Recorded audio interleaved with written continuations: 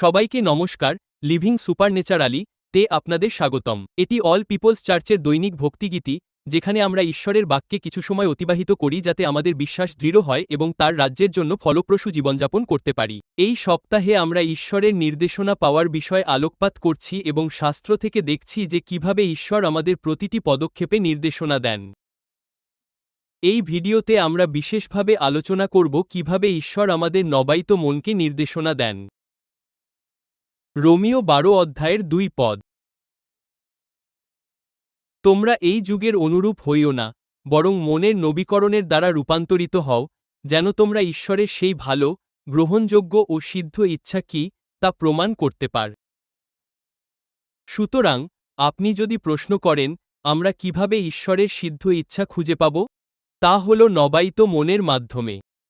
রোমীয় 12 অধ্যায়ের 2 পদ আমাদের মনে করিয়ে দেয় যে, আমাদের প্রত্যেকের মনকে নবায়ন করা উচিত, যেন আমরা ঈশ্বরের সিদ্ধ ইচ্ছা বুঝতে, প্রমাণ করতে এবং বিচার করতে পারি। দেখুন, আমাদের চিন্তা খুব শক্তিশালী। এটি আমাদের গড়ে তোলে। হিতোপদেশ 23 অধ্যায়ের 7 পদ, কারণ সে মনে মনে যেমন চিন্তা করে, সে তেমনই হয়।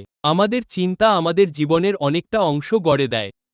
যদি আপনার চিন্তাজগৎ ভয়, সন্দেহ এবং তুলনায় পূর্ণ থাকে, তবে আমাদের নেওয়া সিদ্ধান্তের জন্য অবাক হওয়ার কিছু নেই, কারণ আমাদের চিন্তাই আমাদের কাজ ও কথা নির্ধারণ করে।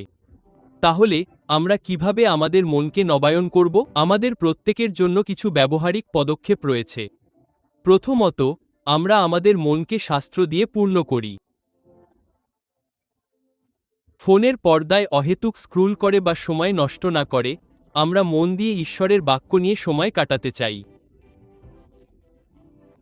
আমরা ঈশ্বরের বাক্যে যত সময় কাটাব, আমাদের চিন্তা ও মন ততটাই তার ভাবনা ও পথে পূর্ণ হবে, যা আমাদের জাগতিক চিন্তা ও পথের চেয়ে অনেক মহান। আমরা প্রতিটি চিন্তাকে বন্দী করি। যখন কোনো চিন্তা ঈশ্বরের বাক্যের সাথে মেলে না বা তার বিপরীত হয়, অথবা আমাদের মন যখন ভয় ও দুশ্চিন্তায় ভরে যায়, তখন আমরা সেই চিন্তাকে বন্দী করে খ্রিস্টের কাছে সমর্পণ করি। এবং পরিশেষে, আমরা ঈশ্বরের বিষয়ে ধ্যান করতে বেছে নিই, কারণ যা বারবার আমাদের মনে আসে, তা শেষ পর্যন্ত সেই লেন্স হয়ে ওঠে যার মাধ্যমে আমরা সবকিছু দেখি। আমাদের সত্যিই খ্রিস্টের মন থাকা প্রয়োজন। আমাদের চিন্তা, যেখানে আমরা তার মতো করে ভাবতে পারি, তার পথ আমাদের পথের চেয়ে অনেক ঊর্ধ্বে, তার চিন্তা আমাদের চিন্তার চেয়ে অনেক ঊর্ধ্বে। তাই, আপনি যদি বিভ্রান্তিতে থাকেন, বা স্পষ্টতা খুঁজছেন, অথবা কোনো সমাধান পেতে চান, তবে খ্রিস্টের মন ধারণ করুন। এই মন ঈশ্বরের মতো চিন্তা করে। তার চিন্তা আমাদের চিন্তা ও পথের চেয়ে অনেক উচ্চে। আর তাই, আমরা ঈশ্বরের ইচ্ছা বুঝতে পারি। তিনি আমাদের নবীকৃত মনের মাধ্যমে আমাদের চালনা করেন, যা আমাদের চিন্তা ও আমাদের মন। চলুন প্রার্থনা করি। পিতা, এই স্মরণের জন্য আমরা তোমাকে ধন্যবাদ জানাই, প্রভু, যে আমাদের প্রত্যেকের মধ্যে খ্রিস্টের মন রয়েছে। সেই মন যা নবীকৃত।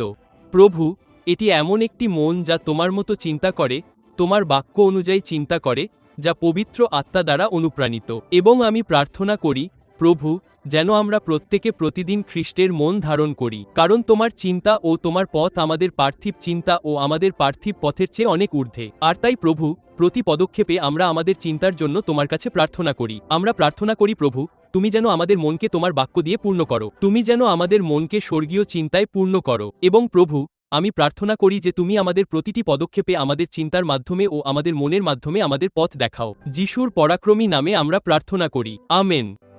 লিভিং সুপারন্যাচারালির সাথে থাকার জন্য আপনাকে ধন্যবাদ।